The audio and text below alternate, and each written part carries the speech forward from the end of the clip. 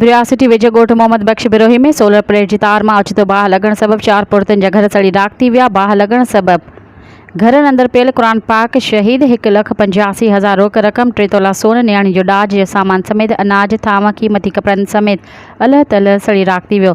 ॻोठाणनि जी इतला ते भरपासे जे समय ॻोठाणनि फायर ब्रिगेड अमले सां गॾिजी बाहि ते ज़ाब्तो आणे वधीक घरनि खे सड़ण खां बचाए वरितो। बाहि लॻण सबबि 4 पुर्तनि नूर अहमद बिरोही, गोंगो अली नवाज़ बिरोही, अली अकबर बिरोही ऐं अमीर बख्श बिरोही जे घरनि समेत माल जो वाड़ो सड़ी राख थी वियो।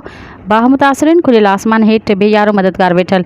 इन सिलसिले में मुतासिर ॻोठाणनि मीडिया खे ॿुधायो त सोलर प्लेट जे तार मां ओचितो बाहि लॻण सबबि माल जो वाड़ो ऐं 4 घर मुकमल सड़ी विया आहिनि। बाहि जी तेज़ शोलनि सबबि घर वारनि ऐं मासूम ॿारनि जूं हयातियूं बचायूं निकिता आहियूं। घर अंदरि पियल पाक किताब बि शहीद थी वियो आहे ऐं रोक रक़म अनाज ॾाज जो सामान समेत अल्ह तल्ह सभु सड़ी मुकमल राख थी वियो आहे। हुन वधीक चयो त असां खुलियल आसमान हेठि वेयारो मददगार वेठा आहियूं। हुननि ॿुधायो त असांजी कंहिं बि कामोरे या चूंडियल नुमाइंदे सार न लधी आहे। ख़ुदा इंसान जे नाते मदद कई वञे। मज़ीद ख़बरनि ऐं तफ़सीलात लाइ विज़िट कयो असांजी वेबसाइट www.awamiNewsHD.com ऐं ॾिसंदा रहो अवामी न्यूज़ HD।